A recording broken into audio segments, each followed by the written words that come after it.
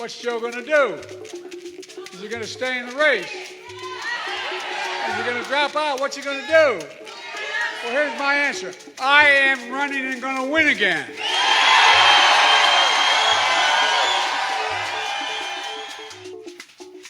Democratic lawmakers held a critical discussion on Sunday afternoon, July 7th, regarding President Joe Biden's viability for the upcoming presidential election, citing concerns about their own political futures in November. During the meeting, at least 5 additional Democratic lawmakers reportedly urged Biden, 81, to step aside in favor of Vice President Kamala Harris, 59, as the nominee.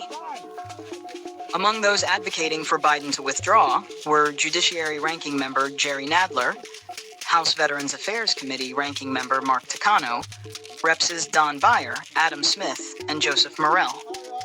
Democratic leader Hakeem Jeffries convened the call with caucus members ahead of their return to Washington, D.C. on Monday following the July 4th holiday.